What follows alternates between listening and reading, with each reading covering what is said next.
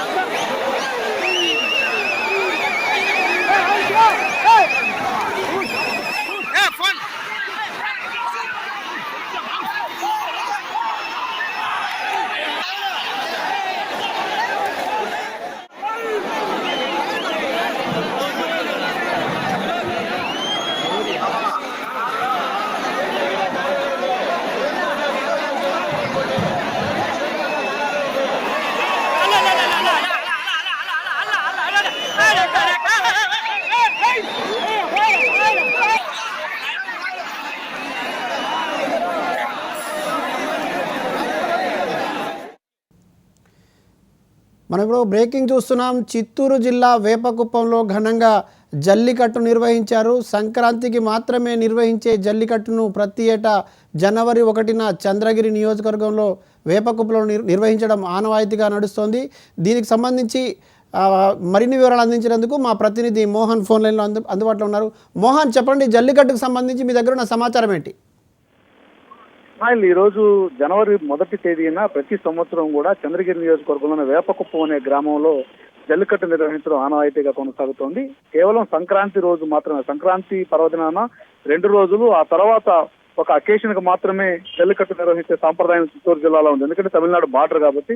అయితే ఈ వేపకుప్పంలో మాత్రం నూతన సంవత్సరం, ఆంగ్ల నూతన సంవత్సరాదిని పురస్కరించుకునే ప్రతి ఏటా కూడా గడిచిన 15 సంవత్సరాలుగా ఇక్కడ జల్లికట్టు నిర్వహిస్తున్నారు. ఈ జల్లికట్టు నిర్వహిస్తున్నటువంటి క్రమంలో ఏ రకమైనటువంటి అవాంఛనీయ సంఘటనలు జరగకుండా కూడా గ్రామంలో ఒక కట్టుదిట్టమైనటువంటి ఏర్పాట్లు కూడా గ్రామ కమిటీల ద్వారా ఏర్పాటు చేసుకున్నారు. అయితే పోలీసులకు సమాచారం లేకపోవడంతో పోలీసులు కూడా తర్వాత ఈ జల్లికట్టు నిర్వహిస్తున్నారని తెలుసుకుని ఆపడానికి ప్రయత్నిస్తే గ్రామస్తులు కూడా వారితో అడ్డుకోవడం జరిగింది. ఆ క్రమంలో ఏ రకమైనటువంటి గొడవలు జరగకుండా, ఏ రకమైనటువంటి ఘర్షణకు తావు లేకుండా నిర్వహించుకుంటామని చెప్పి పోలీసులకు హామీ ఇచ్చిన తర్వాత ఈరోజు జల్లికట్టు నిర్వహించుకోవడానికి కూడా వారు సూత్రప్రాయంగా, అంటే అడ్డు చెప్పకుండా వెళ్లిపోవడం జరిగింది. దీంతో ఈ రోజు జల్లికట్టు కొనసాగుతోంది. దాదాపుగా 50కి పైగా పశువులు రావడంతో చుట్టుపక్కల ఉన్నటువంటి గ్రామాలకు సంబంధించినటువంటి వారందరూ కూడా, యూత్ అంతా కూడా జల్లికట్టు చూడడం కోసం భారీగా ఎగబడ్డారు.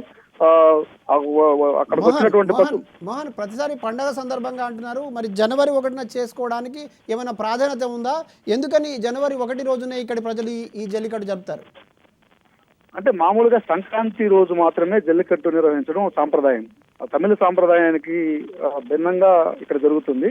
తమిళ రాష్ట్రాలకు ఆనుకుని ఉన్నటువంటి బార్డర్ డిస్టిక్ కాబట్టి ఇక్కడంతా కూడా జల్లికట్టు కొన్ని ప్రాంతాల్లో నిర్వహిస్తారు. తమిళనాడులో జరిగే జల్లికట్టుకి, ఆంధ్రప్రదేశ్ లో జరిగే జల్లికట్టుకు కొన్న వైరుధ్యం ఉంటుంది. ఆ క్రమంలో ఇక్కడ ఒక 15 సంవత్సరాల క్రితం అక్కడ వచ్చినటువంటి వైరుధ్యాలు, గ్రామాల మధ్యలో వచ్చినటువంటి వైరుధ్యాల నేపథ్యంలో జల్లికట్టును సంక్రాంతి కాకుండా జనవరి 1వ తారీఖు నిర్వహించడం జరిగింది. అప్పటి నుంచి ఆ 15 సంవత్సరాలుగా జనవరి 1వ తారీఖునే ఆ గ్రామంలో ఆనవాయితీగా నిర్వహిస్తున్నారు. సంక్రాంతికి ముందు, అంటే ఆ గ్రామం వాళ్ళే ఆరంభించినట్టుగా ఈ ప్రాంతంలో సంక్రాంతి రోజు ఆ చుట్టుపక్కల దాదాపు 25 గ్రామాల్లో జల్లికట్టు నిర్వహిస్తారు.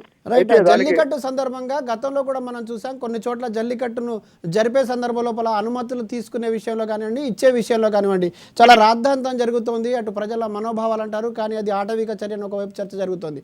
కానీ ఎటువంటి అనుమతులు లేకుండా ఒకేసారి ఈ రకంగా నిర్వహించడం పట్ల ఏ రకమైన అభిప్రాయం వ్యక్తం అవుతుంది అధికారుల నుంచి కానీ, అక్కడ స్థానికుల నుంచి కానీ? అంటే జల్లికట్టు నిర్వహణకు సంబంధించి పోలీసులు ఆంక్షలు అయితే పెట్టారు.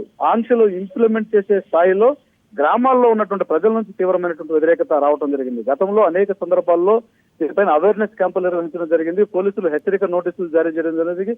అలాగే జల్లికట్టు నిర్వహిస్తే కఠిన చర్యలు తీసుకుంటామని చెప్పి కూడా చెప్పడం జరిగింది. అయినప్పటికీ ప్రతి ఏడాది కూడా జల్లికట్టు ఈ చిత్తూరు జిల్లాలో ఉన్నటువంటి తమిళనాడు బార్డర్ లో ఉన్నటువంటి దాదాపు 65 నుంచి 70 ప్రాంతాల్లో ఈ జల్లికట్టు నిర్వహిస్తారు. ఈ రోజు జనవరి 1వ తారీఖున ఈ చంద్రగిరి నియోజకవర్గంలో ఉన్నటువంటి వేపకుంటలో కూడా జల్లికట్టు నిర్వహిస్తారని పోలీసులకు తెలిసినప్పటికీ పోలీసులకు ముందస్తుగానే ఆ గ్రామస్తులు ఒక హామీ ఇస్తారు. ఇక్కడ రిటర్న్ గా ఏమీ ఉండదు, ఫిర్యాదులు ఉండవు, అదేవిధంగా కేసులు ఉండవు.